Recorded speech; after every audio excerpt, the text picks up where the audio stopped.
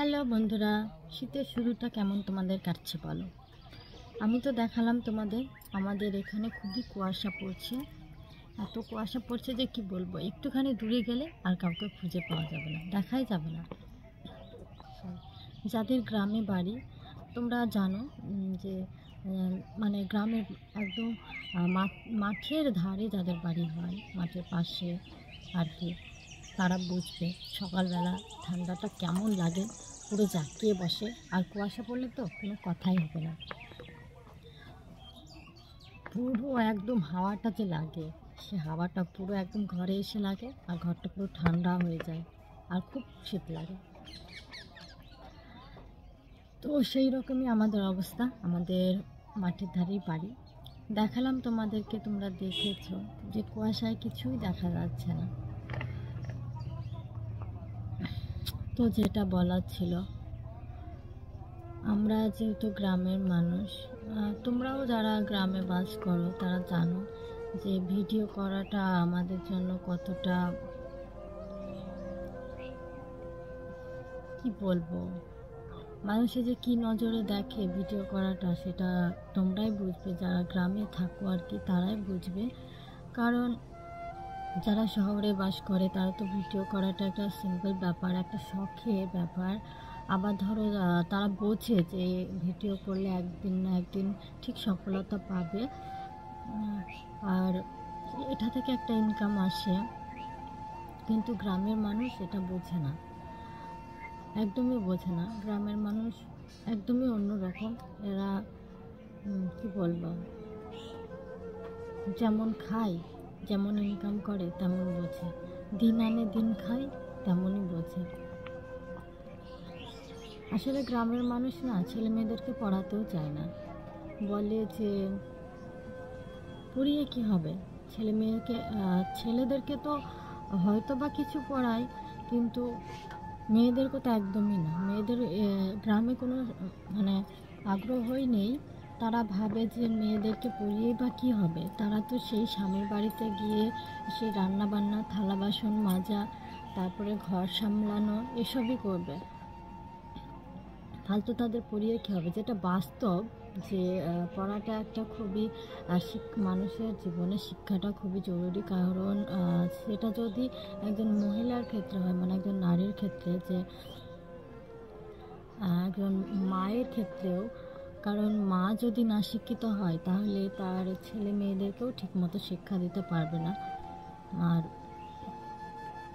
মায়ের শিক্ষা যদি না হয়, একটা কথা শুনেছো হয়তো, যে মায়ের শিক্ষা আগে হলে সন্তান মানে শিশু শেখে মায়ের কোলে। তো মায়ের শিক্ষা যদি আগে না হয় তাহলে সেই শিশুটি কীভাবে শিখবে? তখন সবাই কিন্তু বাবা কিংবা কাকা জ্যাঠা দাদু এদের কিন্তু কেউ দোষ দেখবে না, ঠাকুমা এদের কেউ দোষ দেখবে না। তখন দোষ দেখবে কার? মায়ের। ছেলে মেয়ে যদি কোনো খারাপ পথে যায়, কোনো শিক্ষা যদি না পায়, তাহলে একজন মাকেই সব কিছু সহ্য করতে হয়। এই বাস্তবটা গ্রামের মানুষজন বোঝে না। ঠিক এইটা যেমন বোঝে না, তো যে ভিডিও করাটা সেটাও তারা বোঝে না। তারা বলে যে হ্যাঁ, যখন পিকনিক করে, তারপর যখন বিয়ে বাড়িতে কিংবা যে কোনো অনুষ্ঠানে, ধরো যে কোনো অনুষ্ঠানেই বক্স বাজলে মানুষ নাচে, আনন্দ ফুর্তি করে, তখন এক গাদা মানুষের ভিড়ে নাচে, তখন কিছুই হয় না সেটা। আর যখন যখন তুমি ধরো রাস্তাঘাটে রিলস বানাচ্ছ কিংবা বাড়িতেই বানাচ্ছ, তখন কি করবে? সেই পাশে একটা লোক ধরে যাচ্ছে তোমার পাশে, তুমি রিলস বানাচ্ছ, তোমার পাশ দিয়ে চলে যাচ্ছে, তো দেখে বলবে কাজ নেই, খেয়ে দিয়ে এখানে এসে নাচানাচি করছে, ঢং করছে, ন্যাকামো করছে, এইসব বলবে। এসব করে কি হবে? তাদের একটাই কথা, এসব করে কি হবে? এসব করা বাদ দিয়ে বাড়িতে গিয়ে একটু কাজ কর, থালা বাসন মাজে, মাকে হেল্প কর, এইসব তারা চায়। তারা বোঝে না যে ভবিষ্যতে এটার কী ফল আসতে চলেছে। এখন তো সময় বদলাচ্ছে, তাই না? সময়ের সাথে সাথে সব কিছুই বদলায়, সময়ের সাথে সাথে তো কত কিছুই বদলে যাচ্ছে, তাই না? তোমরা কেন এখনও পড়ে আছো পেছনে সেই আগের কথা নিয়েই? আগে যেভাবে তোমরা চলতে ফিরতে, সেভাবেই কি এখনও আমাদেরকে চলতে হবে বলো? আমরা কি নিজেদেরকে মানিয়ে নিতে পারি না সময়ের সঙ্গে সঙ্গে? বদলাতে পারি না নিজেদেরকে? তোমরা কেন এখনো পিছিয়ে থাকবে বলো?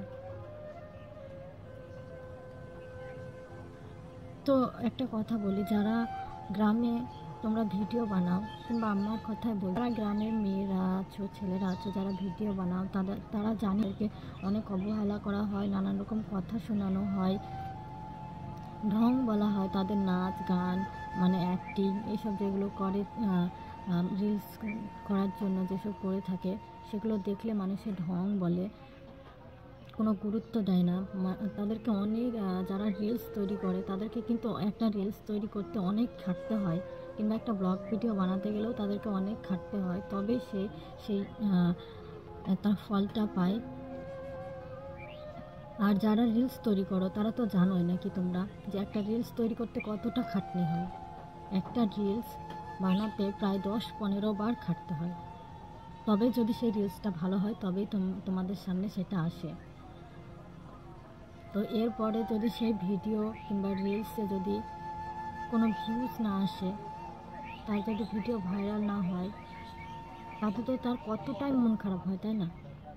সেই জন্য তার কতটা মন খারাপ হয় যে ভিডিওটা এত কষ্ট করে করলাম, ভিউজ আসছে না। সেটা যদি অনেক দিন থেকে তুমি করো, ভিডিও করো বা রিলস বানাও, কেমন খারাপ লাগে বলো? আর এদিকে গ্রামের মানুষগুলো তোমার পেছনে লেগেই থাকবে। এতদিন ধরে যে ভিডিও বানাচ্ছে, রিলস বানাচ্ছে, কি হচ্ছে, কি করলো? এর থেকে যদি মায়ের সঙ্গে একটু হাতে হেল্প করতো, বাবার সঙ্গে হাতে হেল্প করতো, তাহলে কত উপকারটাই না হতো। এখনও গ্রামের মানুষগুলো যারা পিছিয়ে আছো, আধুনিক জীবনের সাথে যারা নিজেদেরকে মানিয়ে নিতে পারোনি, তারা প্লিজ তোমরা তোমাদের মতোই থাকো, কিন্তু যারা নিজেদের জীবনকে কিছু সামনের দিকে এগিয়ে নিতে চাইছে, কিছু করার চেষ্টা করছে, তাদেরকে দয়া করে এভাবে কথা শুনিও না। তারা যা ইচ্ছে করুক, তোমরা যা ইচ্ছে করো, দয়া করে তাদেরকে কথা শুনিও না। তারা তাদের মতো করুক, যা করছে করুক। আর এই যে রিলস, ইনস্টাগ্রামে রিলস বানানো, ভিডিও, ইউটিউবে ভিডিও আপলোড করা, মানে ভিডিও তৈরি করে, তো এসব হচ্ছে একটা শখের জিনিস। কেউ শখেও করে, আবার শখটাই কিন্তু মানে তোমার একটা ইনকাম হিসাবে চলে আসে, তো সেটা ভালো না বলো? যারা এই রিলস বানায়, ভিডিও বানায়, তারা কিন্তু এটা নিয়ে বানায় না যে আমার ইনকাম হচ্ছে না কেন, আমি টাকা ইনকাম করতে পারছি না, যেহেতু আর কিছু হচ্ছে না আমি কিছু করব না, কিন্তু না, তারা করতেই থাকে। তারা ভাবে যে একদিন না একদিন ঠিক আমি এটার ফল পাবো। তারা কিন্তু অবিরাম পরিশ্রম করেই চলে। দয়া করে যারা গ্রামে থাকো, যে সমস্ত মানুষ, তোমরা পারলে তাদের, সেই সব ছেলে মেয়েদেরকে একটু সাহায্য করো, তাদেরকে একটু সহযোগিতা করো, তাদেরকে একটু উৎসাহ দাও। দয়া করে এইভাবে কুটো কথা শুনিয়ে, অপমান করে, নানান রকম তাদের অ্যাক্টিংটাকে ঢং ন্যাকামো এসব বলে তাদের মনটা খারাপ করো না। তাদেরকে পিছিয়ে যেতে দিও না, তাদেরকে উৎসাহ দিয়ে আরও সামনের দিকে আগিয়ে নিয়ে যাও। এখনকার জীবনের সঙ্গে তাদেরকে মানিয়ে নিতে দাও, এবং তোমরাও নিজেদেরকে মানিয়ে নাও। তো আজকের ভিডিওটা যদি ভালো লাগে তাহলে অবশ্যই লাইক, কমেন্ট করো আর সাবস্ক্রাইব করতে ভুলো না। টাটা।